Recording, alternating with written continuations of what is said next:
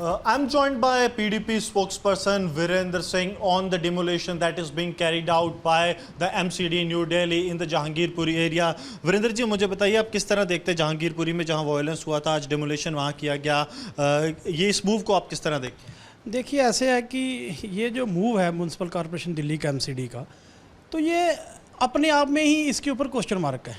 एक तरफ से वहाँ जो पिछले दिनों हिंसा वहाँ पर हुई, तो उसके बाद जो डिमोलिशन ड्राइव इन्होंने चला दिया है, तो मैं समझता हूँ जैसे मीडिया के सेक्शन से हमें भी पता चला कि ऑनरेबल सुप्रीम कोर्ट ने भी इसके ऊपर रोक लगाई है।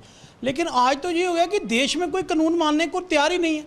अगर ऑनरेबल सुप्रीम कोर्ट की बात को नहीं माना जा रहा तो आम आदमी का वहाँ क्या है? आम आदमी किसके पास जाएगा इंसाफ लेने के लिए?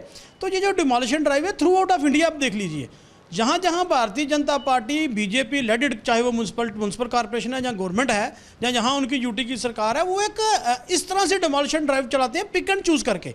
तो कभी कभी तो लगता है कोई धर्म के नाम पे डिमोलिशन ड्राइव जो वो चलाई जा रही है। सो मैं इस ये जो ड्राइव है इसकी हम कड़ी शब्दों में निंदा तो करते हैं, लेकिन सबसे बड़ी दुख की बात है जो आज सोचने का विषय है कि ऑनरेबल सुप्रीम कोर्ट के जजमेंट को माना नहीं जा रहा, उसके ऑर्डर को नहीं माना जा रहा। मुझे बताइए कि न्यायपालिका सबसे बड़ा न्याय जहाँ से हमें जस्टिस हमने मिलना है, और वहाँ पर ऑनरेबल कोर्ट सुप्रीम कोर्ट की बात अगर नहीं मानी जा रही, तो ये किस मुंह से कहते हैं Bharatiya Janata party leaded government की सबका साथ सबका विश्वास? तो आज तो इनको सोचना चाहिए कि देश के संविधान को ये नहीं मानते, सुप्रीम कोर्ट की जजमेंट को ये नहीं मानते, जब मानेंगे किसको?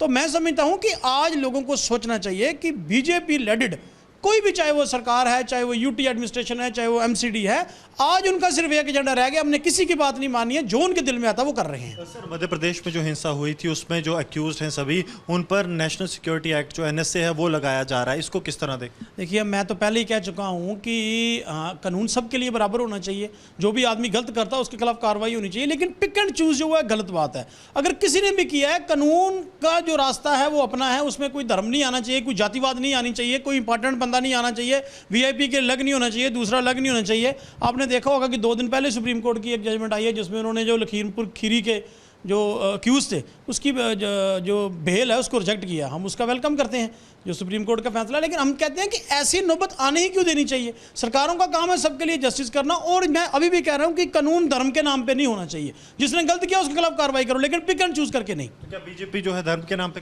देखिए, आजकल तो जो अभी तक जो सामने आ रहा है वो तो ये चीज़ आ रही है कि बीजेपी अकाउंटेबल किसी के लिए नहीं है ना। वो सुप्रीम कोर्ट की बात को वो नहीं मानते हैं, कोर्ट को वो नहीं मानते हैं। अगर वो वाकया अगर वो सीरियस हैं तो अगर सुप्रीम कोर्ट में दखल दिया था उसमें उसी वक्त उनकी बात माननी चाहिए थी, लेकिन कोर्ट की बात मानी नहीं जा रही है। और ये जम्मू में भी हो रहा है, खास दिल्ली में नहीं, जम्मू में भी आपने देखा होगा जो डिमोलिशन और करतूत के खिलाफ कार्रवाई है।